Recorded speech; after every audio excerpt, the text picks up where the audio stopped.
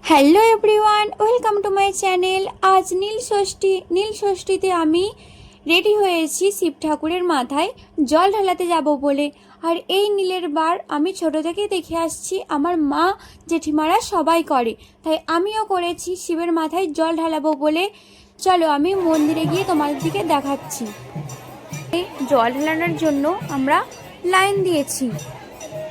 আমাদের এখানে একটা নিয়ম আছে, জল ঢালানোর আগে প্রথমে সন্ন্যাসীরা 108 ঘটি জল ঢালে, তারপরে আমাদের জল ঢালানো শুরু হয়। এই যে দেখো বন্ধুরা, জল ঢালানো শুরু হয়ে গেছে, সবাই এক এক করে লাইনে এগিয়ে যাচ্ছে, আমরাও এগিয়ে যাচ্ছি। মন্দিরের চারিপাশটা ঘুরে ঘুরে তারপরে জল ঢালানো হয়। আর এখানে শিবের মাথায় জল ঢালানোর পরে শিবের মাথার যে জলটা ওটা ওই কুয়ার মধ্যে পড়ে যায়। মন্দিরের ভেতরে গিয়ে আমি জল ঢালিয়েছিলাম, তাই আর ভিডিও করতে পারিনি। আমার জল ঢালানো হয়ে গেছে। এটা হচ্ছে মন্দির। দেখো বন্ধুরা, মন্দিরটা কত সুন্দর লাগছে। এবার শুরু হয়ে যাবে কালী নাচ। নীল ষষ্ঠীর সময় আমাদের এখানে কালী নাচ হয়, এটা বহু যুগ আগে থেকেই হয়ে আসছে। আমরাও ছোট থেকে দেখছি ও বড় হয়েও দেখছি। আগে আরও অনেক লোক করতো, এখন শুধু দুজন করে। এভাবে কালীর মতো সেজে নাচানাচি করে। আবার অনেক লোককে বলতেও শুনেছি যে কালী সাজলে নাকি কালী ঠাকুর ওদের শরীরে ভর করে, তারপর ওরা কালী ঠাকুরের মতো নাচে। চলো তোমরাও দেখে নাও কিভাবে কালী নাচ হচ্ছে। তোমাদের ওখানেও যদি এইরকম হয়ে থাকে তাহলে আমাকে কমেন্ট করে জানিও।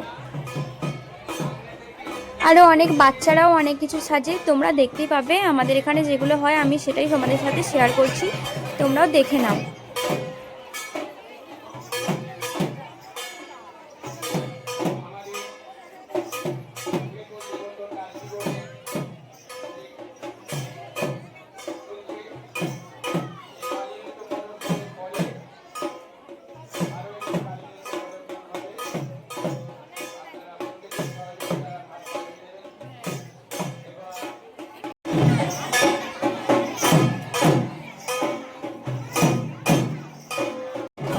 বন্ধুরা, তোমাদের ওখানেও কি এরকম কালী নাচ হয়ে থাকে? তাহলে তোমরা আমাকে কমেন্টে জানিও যে তোমাদের ওখানেও এরকম কালী নাচ হয়ে থাকে।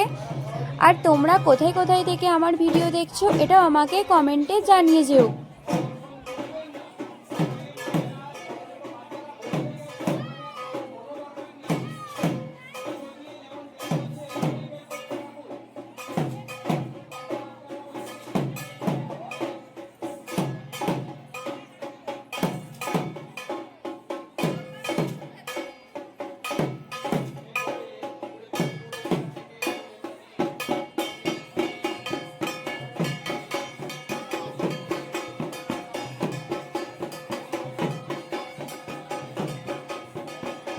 আমার ভিডিও যদি ভালো লাগে তাহলে তোমরা আমাকে like, comment, share and subscribe করেছো।